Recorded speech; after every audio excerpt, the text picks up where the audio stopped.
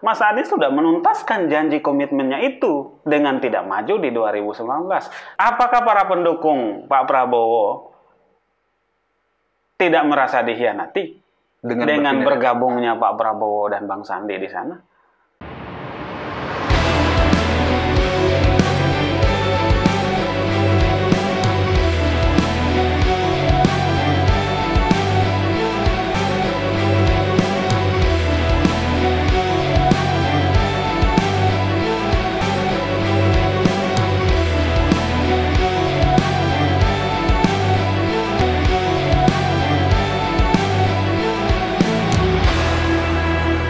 Selamat datang, Bang Basir. Siap.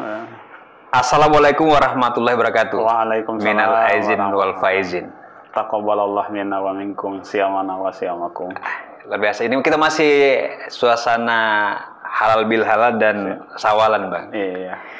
Saya mengucapkan selamat datang di The Halo Oleh Institute Room. Ini kebanggaan bagi kami, putra lokal yang berkecimpung di nasional. Dan hari ini bisa hadir di ruangan ini, kebanggaan tersendiri nih. Ya, ini sholat subuhnya benar ini. Cukup bersyukur juga lah. Tiba-tiba ada letting teman seangkatan menginfokan tentang pertemuan kita sore ini lah ya. Saya sampaikan, oke, siap. Memang saya sengaja datang di Kendari untuk silaturahim dengan teman-teman. Kemudian di Makassar, dan Makassar ke Bau-Bau. Lanjut ke Kendari dan insya Allah besok kembali ke Jakarta lagi ya, kan gitu. Padat aktivitas. Tapi kita bersyukur dapat satu momen untuk ngobrol dan bincang-bincang di The Halo Institute Room. Ini bisa menjadi satu wacana baru, bahan diskusi lah dengan para netizen yang tanda kutip hari ini merajai dunia media sosial ini. Kita juga dengan teman-teman menemukan beberapa profil singkat yang ada ini. Nih. Biodata Laude Basir, deklarator Anies for President 2024, pemeran kunci pemenangan di Pilgub DKI. Jadi ruangan ini jadi agak sedikit panas itu. Ketemu dengan Pak Anies Baswedan di mana dan bagaimana kisahnya? Satu, beliau adalah tokoh muda yang memang brilian, inspiratif, punya gagasan-gagasan besar kan gitu. Kemudian bagaimana mengkontekstualkan gagasan itu pada tindakan nyata ya, dengan kekuatan narasi dan diaplikasikan. Saya mengidolakan beliau. Tahun 2000 saya mulai bekerja dari 2000-an ya sampai di 2016 itu pekerjaan saya profesional di bidang pendidikan ya. Jadi pengelola di beberapa lembaga pendidikan mulai dari Bogor kemudian ke Makassar. Ya. 2016 saya selesailah tugas di Makassar dan kembali ke Jakarta. Kantor pada saat bersamaan, ketemu senior-senior, dan akhirnya kita terafiliasi dalam proses mendukung di Jakarta kan gitu. Tepatnya di September 2016 itu komunitas saya diskusi itu mendukung Mas Anies dan mengantarkan saya sebagai orang yang beraktivitas di dekat Mas Anies dalam proses kampanye Pilkada DKI Jakarta. Itu awal mula saya dekat dengan berkecimpung dengan Mas Anies karena komunitas memang mendukung beliau, Mas Anies. Ya. Tapi kan saat itu kalau saya tidak salah hasil surveinya beliau tidak cukup mentereng kan, bahkan peringkat ketiga. Dia selalu di peringkat ketiga kan gitu ya. Jadi ada Pak Ahok, terus Mas AHY, beliau nomor 3 gitu kan. Itu setelah dipasangkan. Sebelum pencalonan kan popularitas beliau juga ada di urutan ketiga. Urutannya itu ada Ahok, Bu Risma, dan Anies sebenarnya. Kemudian terjadi pasangan calon, ada muncul nama AHY, survei selalu Anies nomor 3. Tapi itu kan hasil survei angka lah kan, kebetulan saya juga pendidikan ya tadi S1 itu, S2 saya di bidang statistik, agak paham juga bagaimana nilai-nilai survei, nilai-nilai statistik dan bagaimana kemudian tujuan bersurvei itu kan gitu ya. Saya punya keyakinan bahwa data-data ini punya kecenderungan data-data yang dihasilkan oleh survei Mas Anies, kan kecenderungannya bisa kita baca. Benar. Dari survei pertama ke survei kedua, ketiga. Artinya kalau kita lihat tracking surveinya kan, betul. Potensialnya seperti apa bisa kelihatan. Betul, ada dan trennya kemana. Bang Basir punya keyakinan secara pribadi. Punya keyakinan bahwa ini pasangan bisa menang. Bisa menang. Bisa menang. Dengan melakukan langkah-langkah yang seperti apa. Kan kita tahu wilayahnya, kita tahu bagaimana pendekatan di wilayah itu, di mana kita tebal, di mana kita tipis, kan kelihatan kecenderungan itu. Ya sudah, kita lakukan langkah-langkah yang terukur berdasarkan hasil-hasil di survei, dan akhirnya kita bisa buktikan Mas Anies menang di angka 53% yang cukup besar kan, 57%.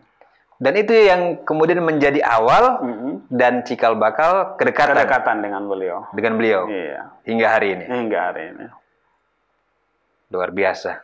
Jadi proses itu, jalan berliku itu, yang akan mengantarkan sampai pada hari ini. Hari ini. Mudah-mudahan sampai ke depan Mas Anies jadi Presiden Republik Indonesia. Ini kampanye lebih awal, Pak. Tapi Bang, Pak Anies resmi dideklarasikan Capres 2024. Iya. Menurut Laode Basir, karakter kuat pemimpin. Apa yang bisa kita dapat dari seorang Pak Anies Baswedan? Jadi begini, apa yang kita hasilkan hari ini menjadi sebuah karya nyata atau tindakan nyata, itu selalu kan bermula dari ide dan gagasan. Mas Anies ini adalah jauh sebelum beliau menjadi Gubernur DKI Jakarta, beliau sudah melahirkan banyak ide dan gagasan besar. Ambil contoh misalkan adalah bagaimana beliau melihat keragaman Indonesia, kebinekaan Indonesia. Keluar buku beliau yang berjudul Bagaimana Menjahit, Merajut Tenun Kebangsaan. Merajut Tenun Kebangsaan. Ini buku beliau? Buku beliau. Beliau tulis? Iya, sudah lama. Jauh sebelum beliau menjadi gubernur. Atau sebelum jadi menteri? Iya, sebelum jadi menteri. Sudah ada ide gagasan tentang merajut kebangsaan ini. Misalkan beliau menyampaikan pokoknya dari pendapat itu adalah teman-teman, sudahilah diskusi tentang keanekaragaman bangsa ini. Sudahilah diskusi tentang kebinekaan kita. Tetapi marilah kita berdiskusi tentang bagaimana kita menunggal ika dalam kebinekaan itu. Ide pokok Bhinneka Tunggal Ika ada dua. Satu Bhinneka, dua menunggal ika.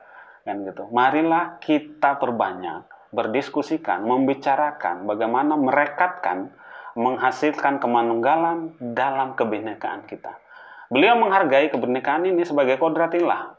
Siapa yang mau, misalkan saya berkulit hitam, terlahir sebagai putra Sulawesi Tenggara, kan gitu ya, kemudian bisa akrab dengan teman-teman yang di pihak lain, misalkan berkulit putih, sebagai orang Jawa, kan gitu ya. Itu yang harus kita hargai. Karakter-karakter yang berbeda. Kita satukan. Itu yang akan membuat Indonesia ini besar. Misalkan bagaimana, poin kedua adalah misalkan pada bagaimana tentang kepedulian beliau tentang pendidikan di Indonesia. Beliau hadirkan apa yang kita dengar dengan Indonesia Mengajar, melahirkan tenaga-tenaga pendidik dari kalangan muda progresif untuk mendidik di daerah-daerah yang terpencil, yang tertinggal, yang miskin. Beliau hadirkan lembaga itu, dan sampai hari ini masih jalan. Itu dilakukan oleh Mas Anies jauh sebelum beliau menjadi seorang pejabat. Ini ide besar. Ini kekuatan karakter yang muncul pada beliau. Dan ini sangat kelihatan ketika beliau memimpin Jakarta. Jadi pemimpin kita memang harus punya itu, punya ide, punya gagasan. Kemudian pada bagaimana menarasikan ide dan gagasan itu menjadi sebuah desain operasional sehingga mampu dieksekusi oleh kalangan birokrat di bawahnya. Misalkan kita bicara di level pemerintahan, adanya desain operasional yang jelas, ukuran yang jelas, tujuan yang jelas, bagaimana ketercapaiannya, kan gitu, standarnya seperti apa, insya Allah akan menghasilkan karya nyata ataupun akan menghasilkan kebijakan yang memang berkualitas. Artinya ini dari ide, ini bagaimana dia jadi operasional ini. Ini yang pentingnya gitu ya. Ini dimiliki oleh Mas Anies. Utuh dimiliki oleh beliau. Utuh dimiliki oleh Mas Anies. Bukan tanda kutip ini desain orang dipakai oleh tokoh tertentu dan kemudian dia jadikan sesuatu yang operasional. Tidak seperti itu. Betul. Contoh misalkan ketika beliau memimpin Jakarta, beliau bicara keadilan. terhadap masyarakat Jakarta misalkan. Iya. Contoh kasus dia implementasikan itu pada bagaimana trotoar itu diperbaiki, dibuat nyaman di Jakarta. Sepintas selalu kita hanya melihat trotoar Jakarta bagus. Apa nilai di bawah itu? Di balik itu kita tidak menarik. Tetapi yang ingin Mas Anies hadirkan adalah bahwa satu, trotoar itu adalah menghadirkan kesetaraan. Tidak ada pangkat di situ. Sama gitu. Sama semua. Kan gitu. Satu. Kedua, bahwa manusia kita semua ini alat transportasi utama yang kita miliki dan pertama kita miliki, semua orang kita miliki itu adalah kaki. Maka ingin beliau berikan fasilitas yang memadai, yang bagus ya terhadap yang semua orang miliki ini. Kalau jalan yang diaspal mulus kan hanya dimiliki oleh para pemilik kendaraan. Ya. Ya. Tapi trotoar yang dibagusin adalah semua orang memiliki itu, memiliki kaki. Ini ide gagasannya adalah keadilan dihadirkan di sini. Yang berikutnya yang ketiga adalah trotoar itu adalah ruang terbuka ketiga. Oh iya. Nah, di situ terjadi interaksi sosial. ya kan, gitu, interaksi sosial. Dan oleh karena itu harus difasilitasi. Maka jangan aneh ketika di Jakarta di balik trotoar itu di pinggirnya pada space-space yang cukup, misalkan ada kursi, ada taman, ada misalkan air minum gratis kan gitu ya. Supaya orang bisa nyaman di situ. Beraktivitas di situ. Bang Basir, saya mau tanya ini. Saya baca berita. Jadi Jakarta International Stadium. Dan kemudian sirkuit Formula E itu. Katanya ini, kemudian ada Bang Basir, saya mau tanya langsung ini. Katanya itu adalah hasil karya anak negeri. Iya, betul. Maksudnya itu menggunakan tenaga-tenaga... Pekerjanya pekerja lokal. Semua? Ya, konsultannya pekerja lokal. Kecuali pada aspek-aspek yang memang kita tidak punya. Contoh misalkan, dua konsultan saja atau pengawas yang dipakai dari luar negeri di stadion Jakarta International Stadium itu ketika menaikkan rangka atap yang total bebannya sekitar 3.000 ton lebih itu kan gitu ya. Saya lupa 300.000 atau 3.000 ton. Itu menggunakan memang alat yang dari luar, tenaga konsultan dari luar kan gitu ya. Itu karena kita belum punya pengetahuan dan alatnya gitu ya. Betul. Yang kedua tentang pemasangan atap membrannya itu yang transparan. Itu kan dia stadion tertutup. Itu juga menggunakan pengawas dari luar. Sisanya murni lokal. Dan itu memecahkan rekor dunia kalau nggak salah. Iya, dia stadion beratap tertutup terbesar nomor 2 di dunia. Nomor 1 itu ada stadion di Amerika yang American Football kan gitu. Yang kapasitasnya besar. Dia kapasitas 82.000. Karena kan kalau JIS ini, saya pernah ke Jakarta. Saya datang, saya lupa waktunya itu. Saya datang itu baru bagian bawah itu dia. Iya. Nah kita pulang itu sudah berdiri. Itu dia. Maksudnya itu sesuatu yang cepat gitu. Sekarang sudah soft launching kemarin. Saya juga sudah sempat. Bahkan sholat Id kan kemarin di sana. Saya juga sudah sempat main bola di situ. Kita belum main bola. Rumput hybrid itu saya sudah rasakan. Kebetulan saya sudah pernah nyetak gol di Senayan kan gitu ya. Di GBK saya sudah pernah nyetak gol, di situ juga saya sudah pernah nyetak GBK gol. Sudah cetak gol. Ya, jadi saya sudah rasakan perbedaan dua stadion kebanggaan Indonesia. Itu yang pakai rumput hybrid itu? Iya, jadi JIS itu pakai rumput hybrid? Hybrid kan gitu ya. 95% alami, 5% rumput buatan. Dan alami itu tumbuh di atas rumput buatan. Nyaman sekali ya, empuk, gelosoran bola itu nyaman, tidak kayak lapangan. Tidak mental-mental ya, kan kalau lapangan kan kita bolanya itu jadi liar, Pak. Betul ya, terkontrol dengan nyaman lah kan gitu. Jadi ketika dapat bola saya sengaja juga menjatuhkan diri untuk merasakan empuknya lapangan itu. Bisa cedera apa enggak kan gitu. Kebetulan saya hobi bola. Jadi sengaja saja gitu ya? Sengaja saja. Kita nikmati lah kan gitu ya. Kan. Hasil pekerjaan yang luar biasa itu. Betul. Dan memang kan kalau kita lihat sempat di TV, termasuk yang jalur balap itu kan diprediksi tidak selesai pada waktunya. Tapi juga selesai lah gitu. Ya, alhamdulillah kan. Ya itulah begini. Bekerja kalau berbasis pengetahuan, berbasis sains, insya Allah capaian-capaiannya itu terukur kalau basisnya di sana kan gitu ya. Nah, jeleknya kita kebanyakan kan bicara, bekerja, kadang masa tiba akal aja tanpa ada basis pengetahuan yang cukup kuat. Mas Anies salah satu kekuatan, makanya saya sampaikan, beliau ini adalah pemimpin yang punya karakter kuat karena itu segala sesuatunya ada basis keilmuannya yang kuat. Nah, ada basis teorinya, ada contohnya yang kadang memang sudah ada di luar negeri kan gitu atau di negara maju ya. Oke. Ya itu yang perlu adaptasi ke kita gitu betul, dia. Gitu. Jadi ketika memutuskan itu begitu, jangka waktunya sekian, anggarannya sekian, apa semuanya sudah dihitung. Timeline-nya itu harus seperti itu. Dan alhamdulillah bisa diwujudkan kan. Luar biasa ini. Tapi dua karya besar ini, GIS ini dan sirkuit Formula ini kan menjadi apa ya, monumen ya. Saya ingin bicara secara khusus tentang Formula E, sirkuit Formula E. Begini, yang orang sorot adalah tentang lombanya, tentang sirkuitnya kan gitu ya. Terkadang banyak kan kita lupa membahas apa di balik itu. Ini lagi yang ingin saya sampaikan bahwa Mas Anies itu berbuat ada gagasan besar yang ingin disampaikan. Di balik sebuah balapan Formula E ini. Iya, Formula E itu kan adalah kampanye mobil listrik. Kenapa mobil listrik ini harus dikampanyekan? Satu adalah keberpihakan Mas Anies tentang bagaimana dengan pelestarian lingkungan, tentang pengurangan gas emisi, tentang penggunaan sampah-sampah karbon kan gitu ya. Itu mobil listrik adalah mobil yang menihilkan itu. Kedua, secara kebijakan global memang Indonesia ada di bagian itu. Kalau tidak salah Pak Jokowi ini kan presiden G20 kan gitu kan ya. Nanti di November di Bali akan melaunching itu kan gitu. Ya, ke depan ada kampanye dunia tentang penggunaan mobil listrik. Indonesia tidak bisa lepas dari momentum itu. Indonesia tidak bisa lepas dari kebijakan dunia tentang itu. Yang berikutnya adalah bahwa Indonesia adalah negara yang punya cadangan alam ya tentang keterpenuhan bahan baterai. Artinya bahan industrinya ada di sini. Bahannya kita miliki. Kita miliki sebagai cadangan terbesar di dunia itu ada di Indonesia. Nah, jadi kampanye Formula E sebenarnya adalah kampanye penggunaan mobil yang ramah lingkungan dan itu adalah masa depan Indonesia, masa depan dunia.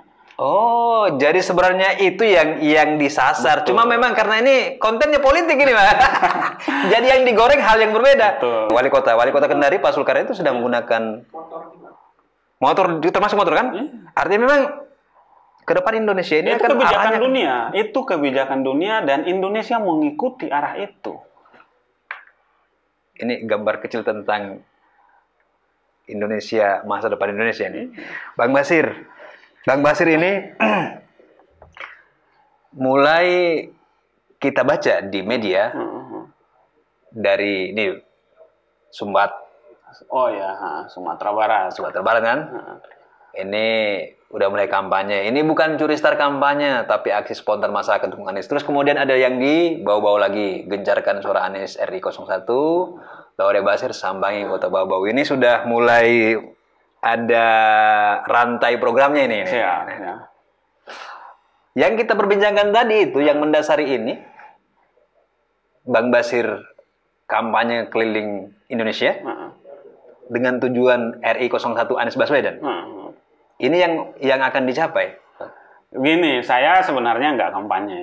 Kampanye itu kan kalau sudah masuk tahapan pemilu. Tapi ini kan bahasa masyarakat ini kan. KPU yang ngatur. KPU ya. Nah, kita ini kan mensosialisasikan, memperkenalkan. Mengapa ini harus kita lakukan? Begini, Bang. Kepentingan akan hadirnya pemimpin yang mengabdi.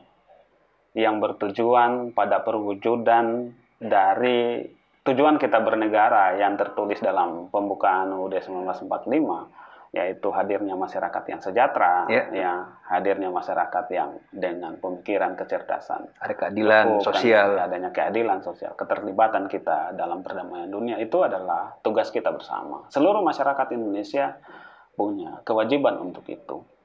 bahwa dalam teori fisika menghadirkan itu perlu ada pengkutupan itu gaya supaya resultan gayanya tidak ini sama bahasa dengan ini bahasa fisika politik ini nih ya. Ya kalau abang bergerak tujuannya tetap untuk itu, tapi arah gerakannya ke sana. Saya misalkan tujuannya sama, tapi saya bergeraknya ke sana kan gitu. Itu polanya saja yang berbeda. Resultannya bisa sama dengan nol, maka kita harus samakan kan gitu. Kemana sih arah perjuangan kita ini ke sana? Itu tugas kita semua. Nah, untuk itu mengarahkan, mengutupkan itu kan kita butuh dirjen, kita butuh drive, kita butuh pemimpin. Jembatan saja pemimpin ini, alat saja. Hari ini alatnya namanya Mas Anies. Kan gitu ya. Nah, inilah yang saya sampaikan bahwa pentingnya menghadirkan pemimpin itu dari jauh awal. Kenapa? Tugasnya tadi itu untuk menghadirkan. Sebegitu penting hadirnya masyarakat yang sejahtera, ya. Kalau kita belajar dari apa yang terjadi sebelumnya, menghadirkan calon presiden, itu pembahasannya 1-2 minggu menjelang pendaftaran pemilu. Masyarakat bahkan tidak punya waktu yang cukup untuk melakukan tracking siapa calon pemimpin yang dia pilih. Kita tidak punya kesempatan banyak untuk menilai siapa yang paling cocok. Nah, yang saya lakukan ini adalah untuk memberikan ruang dan waktu yang cukup bukan buat masyarakat Indonesia untuk menilai itu. Saya ingin menstimulus itu. Saya ingin men-trigger itu. Maka saya lakukan deklarasi, saya keliling Indonesia untuk memperkenalkan Mas Anies. Anda setuju, tidak setuju itu urutan nomor sekian. Yang penting ada dulu prosesnya. Yang harus Anda lakukan adalah silakan periksa siapa Mas Anies, pun siapa orang lain yang namanya muncul. Lalu kemudian marilah kita bikin list ya tentang karya-karya yang nyata yang dihasilkan oleh si A, si B, si C dan Mas Anies. Marilah kita list tentang kebijakan-kebijakan mereka selama mereka menjadi pemimpin publik, selama mereka berbuat. Ya kan gitu. Mana kebijakannya yang paling banyak bermanfaat? Marilah kita list misalkan penghargaan-penghargaan atau apresiasi-apresiasi atas hasil karya itu. Kita harus memilih yang paling banyak karya terbaiknya. Ya. Artinya mungkin gini, di pengalaman beberapa tahun yang lalu, betul, kita kan terkesima dengan sebuah platform. Betul, dengan pencitraan, dengan pencitraan yang kuat. Kita tidak sempat menelaah ini. Ya, melakukan tracking. Apalagi kalau dengan bahasa keren benchmarking atau membandingkan antara satu figur yang lain kan. Betul. Ini. Tidak melakukan tracking, ya track recordnya dia seperti apa kita tidak telusuri. Nah, ini yang saya lakukan sekarang adalah mengajak masyarakat untuk melakukan penelusuran, mengajak masyarakat untuk melakukan perbandingan. Yang harus dipilih oleh masyarakat jika ingin bangsa Indonesia lebih baik ke depan adalah pilih yang terbaik dari hasil kajianmu, bukan hasil pengaruh seseorang. Orang diberitakan, orang terkenal, orang populis itu karena pemberitaan. Tapi sumber pemberitaan itu bisa dari 2 aspek. Ya, satu karena pendekatan sosiologis, pendekatan psikologis. Saya orang Buton. Ya.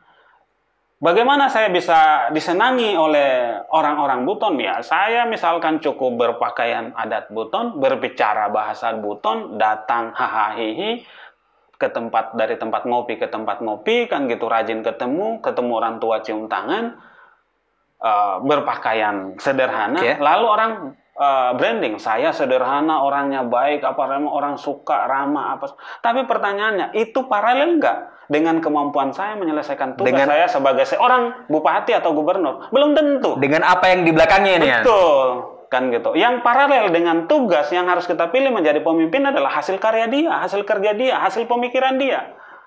Ini yang harus di-tracking oleh masyarakat. Dan ini yang dilakukan? Ini yang saya lakukan. Jangan sampai kemudian masyarakat memilih pemimpin hanya karena misalkan jalan-jalan naik sepeda, kemudian berhenti, ya, duduk di warung tenda-tenda misalkan, wah ini orangnya sederhana.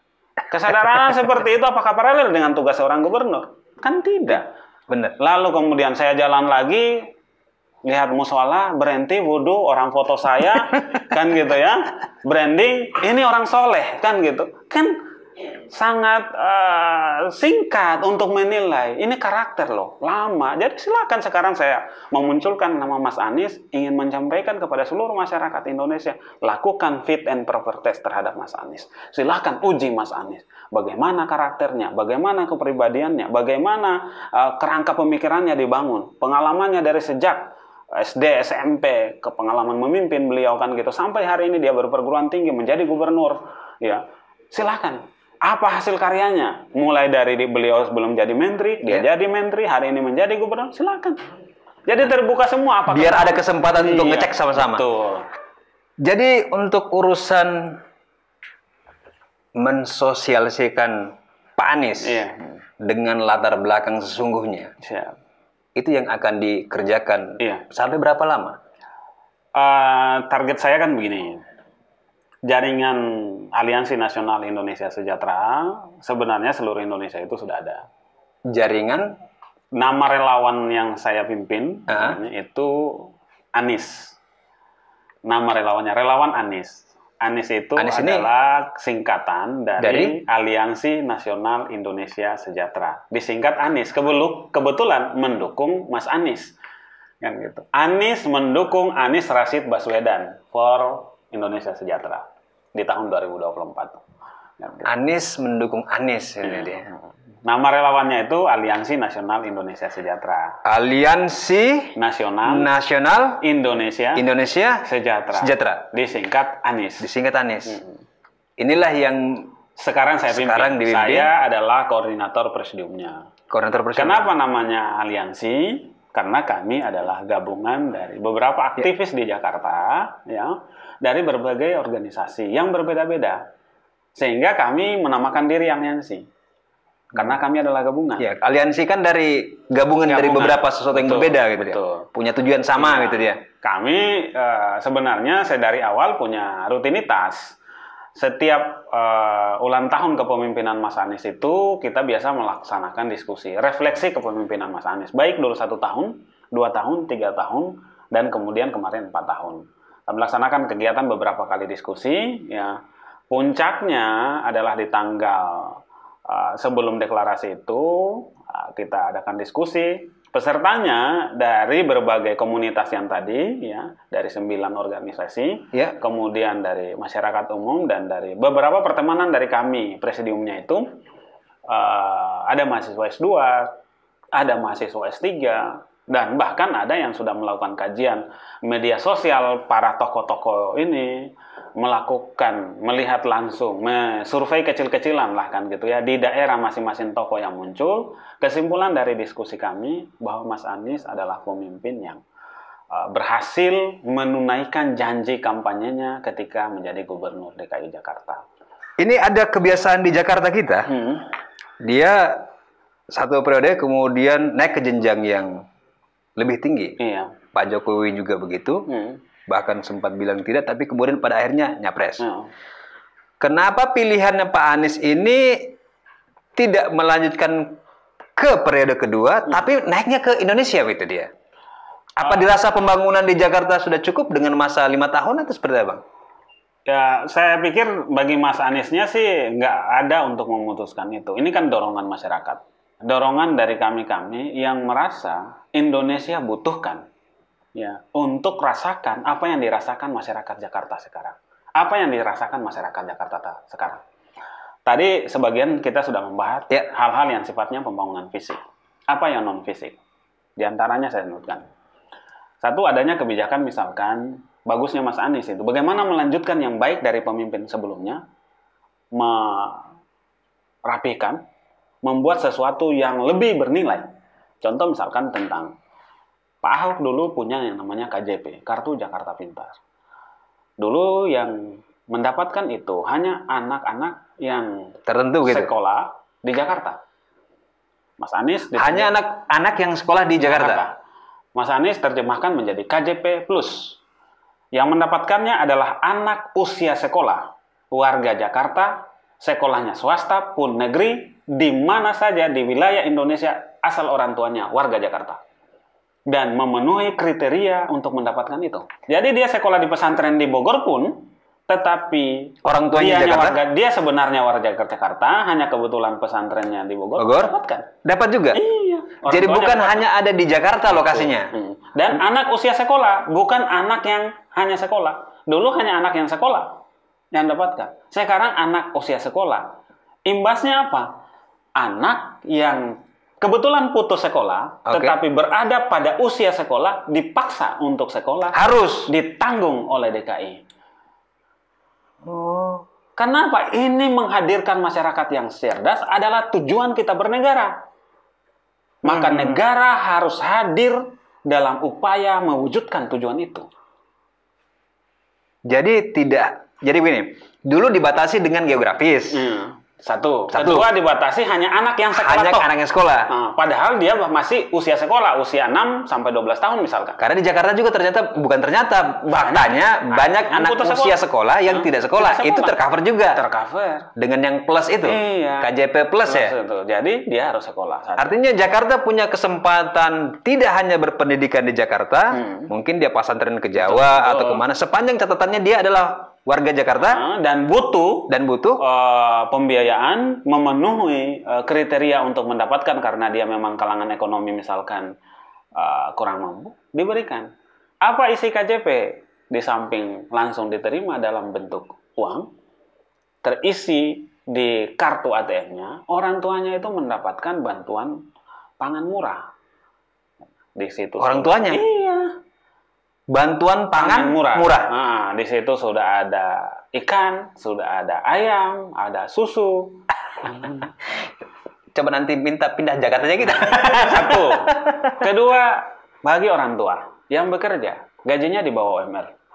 Kan gitu ya. Anak kita sekolah. Oke. Kita orang tua kategori ekonomi. Jadi ini termasuk manfaat tambahan. Iya, tambahan. Oke. Ya, ini semua ini ya. Tercover begitu. Kriteria. Ini satu kita sudah KJP sudah selesai nih. Oke. Tapi cara kita orang tua, anak kita sekolah kan tanggungan kita, Pak. Ada lagi namanya kartu pekerja. Kartu pekerja diberikan kepada mereka yang penghasilannya UMR atau di bawah UMR. Disubsidi lagi. Dari UMR atau di bawah UMR. Iya. Tetap dapat lagi. Dengan mekanisme tertentunya. Dengan aturan. Kemudian pelayanan kesehatan.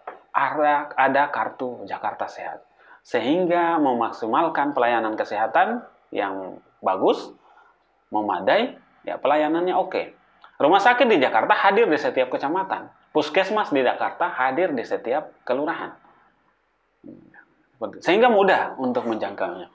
Berikutnya mahasiswa. Ada kartu mahasiswa unggul. Ya, orang-orang warga Jakarta yang berprestasi diberikan itu kartu mahasiswa unggul. Orang tua lansia, ya, yang usianya sudah masuk kategori lansia, dapat kartu lansia, naik busway gratis, pergi wisata ke fasilitas Pemda gratis. Lansia itu ukurannya dari tahun berapa ke berapa? 60 tahun ke atas. 60 tahun ke atas itu artinya kan ini lansia yang bukan 70 yang sudah tidak bisa jalan. 60 ini kan masih bisa jalan, masih bisa rekreasi. Biar harapan hidupnya, kebahagiaan itu mudah-mudahan berkontribusi terhadap harapan hidup yang lebih tinggi. Dia dapat fasilitas gratis busway. Dapat fasilitas gratis busway, dapat fasilitas gratis juga ke tempat rekreasi yang miliknya Pemda. Seperti Ancol. Iya. Dia gratis masuk Ancol. Gratis masuk Ancol, Ragunan kan. Wah, kalau sudah 60 tahun, tapi itu jadi kebijakan tertulis Pemda atau hanya masa Pak Anies saja? Ya, sementara ini ditetapkannya melalui kebijakan Pemda kan gitu ya. Mudah-mudahan dilanjutkan oleh pemimpin pasca Pak Anies. Ya, berikutnya misalkan kemarin korban COVID. Ya, kan ada rame tua, kena apa semua, itu anak-anaknya yang sekolah. Ada beasiswanya, dikasih lagi beasiswa. Wah, warga Jakarta banyak sekali. Nah, inilah yang saya sampaikan, kenyamanan ini kan kita yang luar Jakarta. Saya kebetulan bercerita, keluarga besar saya kan tersebar mulai dari Sulawesi, Maluku, Papua, Nusa Tenggara. Mereka apa katanya? Jangan hanya Jakarta dong yang rasakan itu. Saya jawab agar dirasakan oleh seluruh masyarakat Indonesia. 2024 jadikan Anies sebagai pemimpin Indonesia. Gitu. Begitu kan gitu. Survei Carta Politika itu ada 3 gitu dia. Ini kan kasusnya mirip lagi yang di Jakarta ini kan? Ya, Pilkada DKI. Nah, Pak Anies itu nomor 3. Betul. Pak Prabowo Subianto dulu menjadi salah satu orang yang mengusung Mas Anies. Betul. Gitu ya. Tidak ada mental block atau seperti apa ketika nanti tarung dengan mereka-mereka ini? Saya rasa tentu komunikasi antara Mas Anies dengan Pak Prabowo terjalin dengan baik, ya. Saya percaya itu. dan komunikasi itu juga sampai hari ini masih tetap baik. Kemudian komunikasi dengan partai juga masih tetap baik. Beredar sempat video tahun 2018 untuk pilkada tahun 2019, Mas Anies menyatakan tidak maju, ya ada komitmen untuk mendukung Pak Prabowo. Perjalanannya pemilu terjadi, Pak Prabowo kalah dan Pilpres, Pak Jokowi menang. Saya sampaikan kepada teman-teman yang waktu itu juga mendukung Prabowo Sandi, selesai. Realitas politik hari itu begini, hari itu kita terima kan gitu ya. Secara kontekstual, konstitusional, KPU menetapkan Pak Jokowi sebagai pemenang. Kita hormati itu dan hari ini presiden kita adalah Pak Jokowi. Perjalanannya kemudian Pak Prabowo masuk di kabinet Pak Jokowi. Bang Sandi masuk di kabinet juga. Pak Jokowi, ya. Sama-sama menteri kan ini. Dan hubungan dengan Mas Anies saya rasa tetap baik. Jadi ketika ke depan, apa yang sebenarnya Bang Sandi dan Pak Prabowo contohkan? Ya beliau kan sudah mencontohkan kita bahwa boleh kita berbeda sebelumnya, sekarang bersatu kan gitu ya, sekarang bersama. Ketika Mas Anies juga nanti kemudian lewat karena didorong oleh kami masyarakat, para pendukungnya, ya berdasarkan track record bahwa Mas Anies ini adalah yang terbaik. Saya rasa Mas Anies harus sanggup juga melakukan komunikasi yang baik-baik dengan Pak Jokowi, Bu Mega, Pak Prabowo, Bang Sandi. Ayo, mari kita berkontestasi secara baik dan gitu, secara bijak, tanpa harus ada masalah-masalah itu tadi ya, sekat-sekat psikologis lah atau. Karena ini kan Bang beredar video itu kan seakan-akan tanda kutip menyatakan sebuah komitmen seorang Anies Baswedan terhadap proses pencalonan. Jadi ini diterjemahkan. Berarti kalau Pak Prabowo nyalon di 2024, Pak Anies tidak nyalon dong. Berdasarkan video itu kan? Itu kan kasus 2018 untuk 2019. Sekarang lain. Situasinya berbeda. Situasinya berbeda. Tidak ada komitmen antara Pak Prabowo dan Mas Anies terkait terkait Pilpres 2024. Satu. Kedua, Mas Anies sudah menuntaskan janji komitmennya itu dengan tidak maju di 2019. Ketiga, Pak Prabowo sudah contohin kita kan gitu ya. Bahwa dulu Bang berlawanan. Anies sudah contohin kita kan gitu. Masa Mas Anies nggak boleh kan gitu ya. Artinya itu limitatif. Tidak bisa diterjemahkan panjang gitu ya. Apakah para pendukung Pak Prabowo tidak merasa dikhianati dengan bergabungnya Pak Prabowo dan Bang Sandi di sana? Yang rivalitasnya luar biasa kan? Betul kan. Tapi sudahlah. Saya ingin mengajak seluruh lapisan masyarakat. Bukan pada sisi itu, ya, bukan pada tafsir-tafsir itu kita berdebat lalu mengusung siapa yang pantas diusung. Yang harus kita perdebatkan adalah lebih pada kualifikasi, lebih pada kapasitas, lebih pada karya yang hari ini nyata.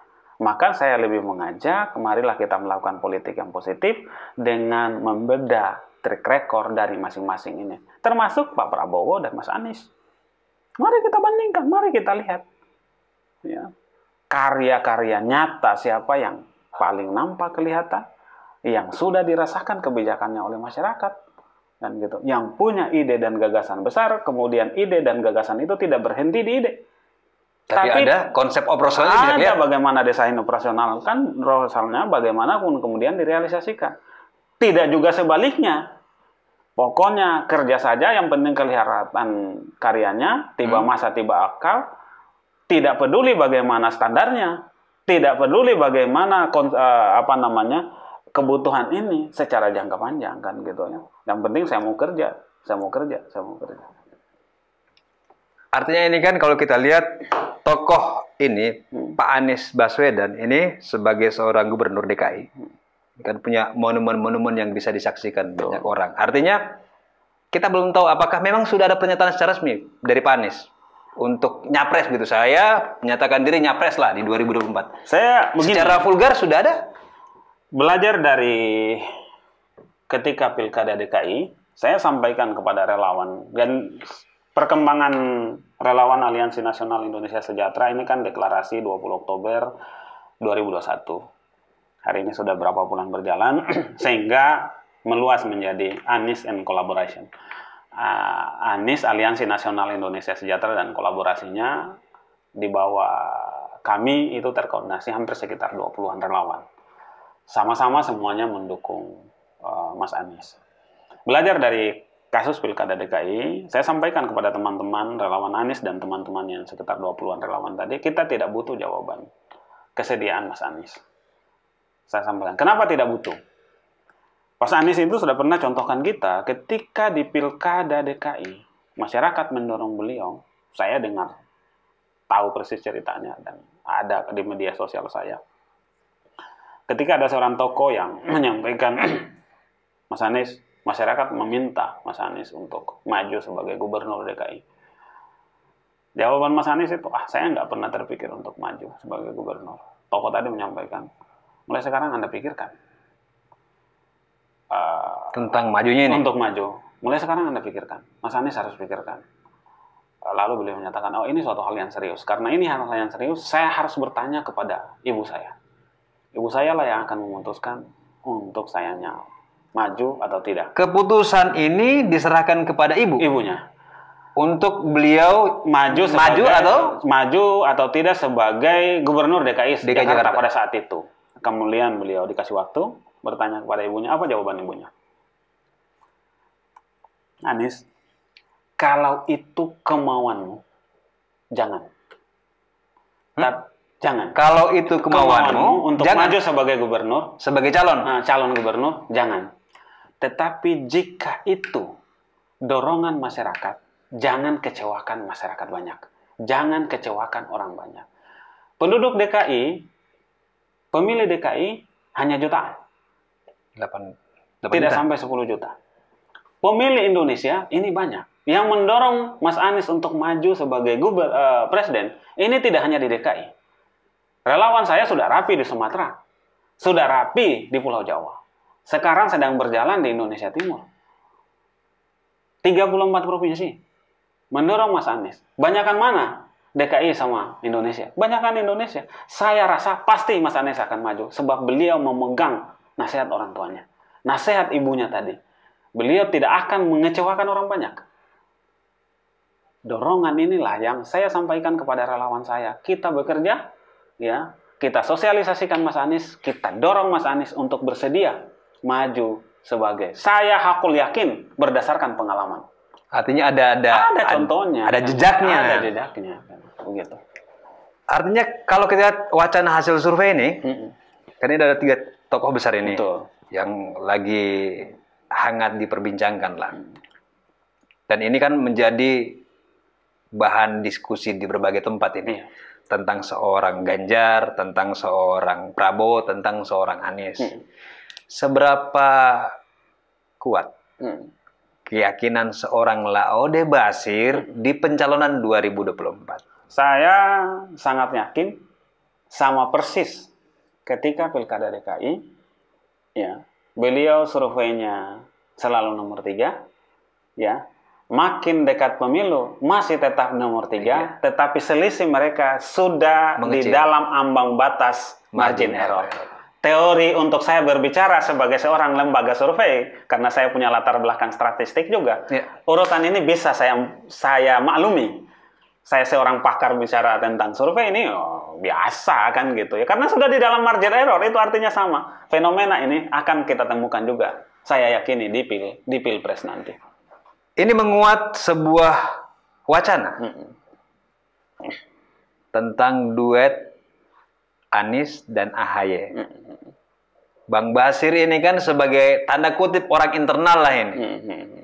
Apakah ini akan menjadi sebuah peluang yang nyata dan terwujudkan, atau ini hanya sebuah upaya untuk membangun elektabilitas dan materi bersosialisasi atau berkampanye tanda kutip? Gitu ya. Saya beberapa kali ditanya tentang ini.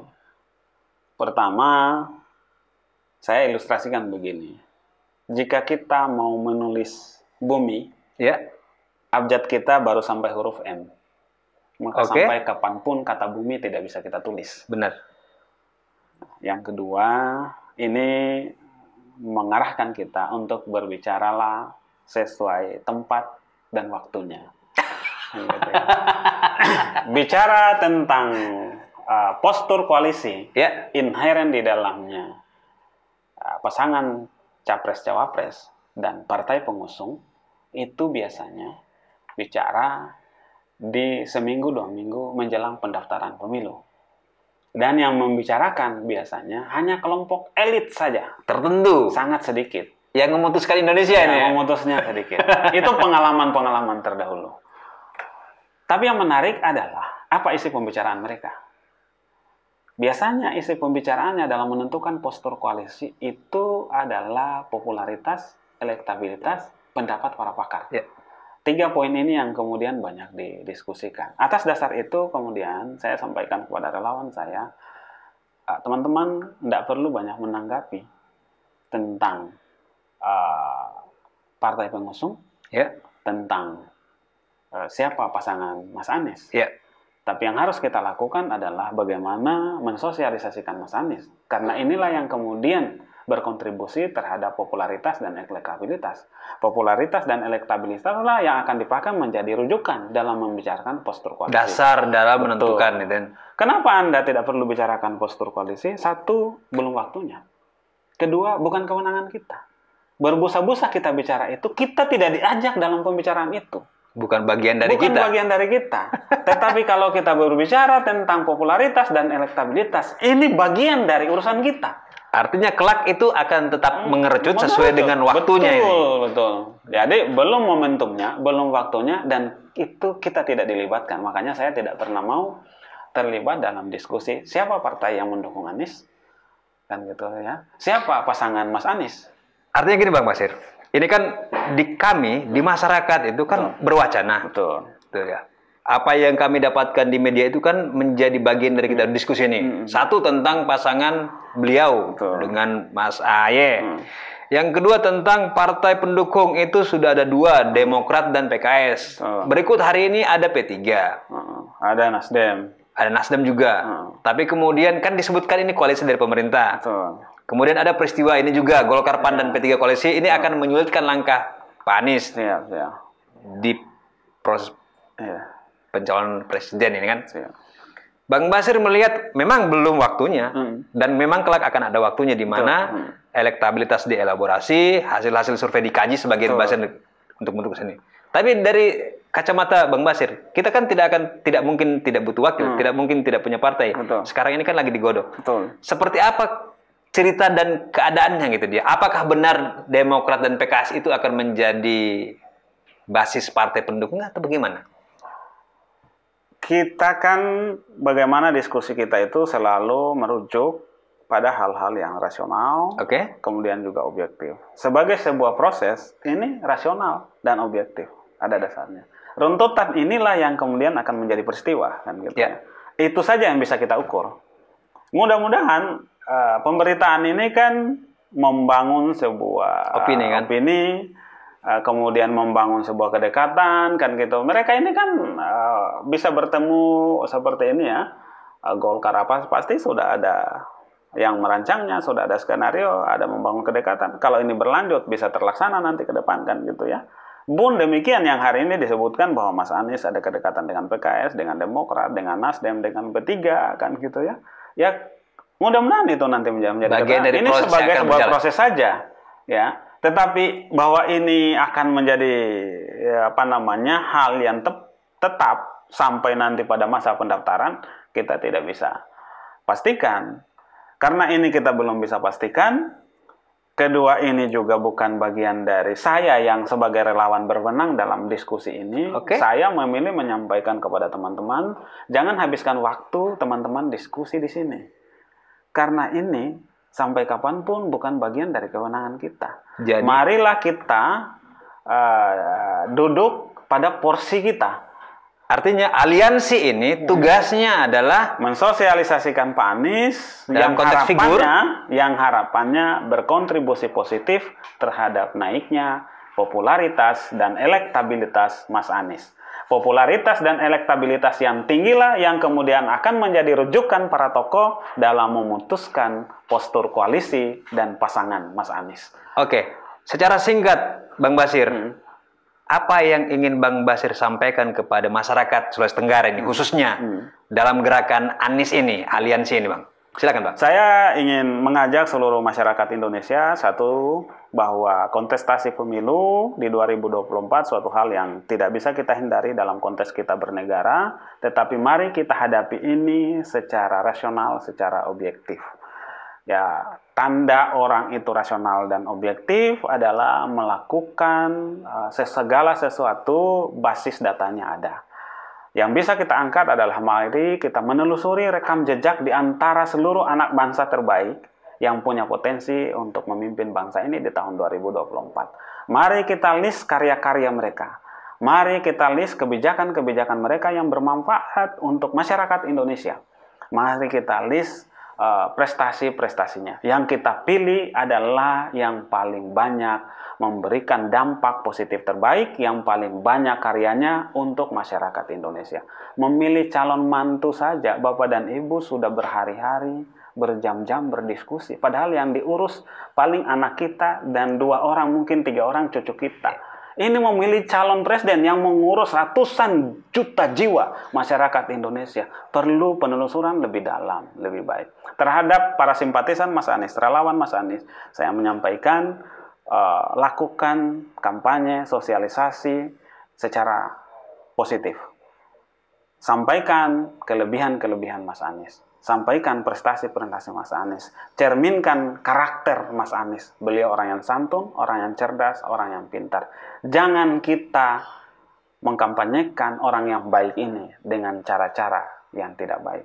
Tapi sosialisasikan orang baik ini dengan cara-cara yang baik. Ya, jangan menyerang orang, jangan menyerang kelemahan orang. Cukup kalau ada orang yang menyerang kita, kita buka data, kita sandingkan data secara bijak. Mudah-mudahan kita bisa mengajak untuk orang berpikir secara objektif. Dan saya yakin, saya lihat dengan hasil kajian kami, kalau kita mau objektif, Mas Anies lah yang terbaik untuk memimpin bangsa Indonesia ke depan, mewujudkan masyarakat Indonesia yang sejahtera.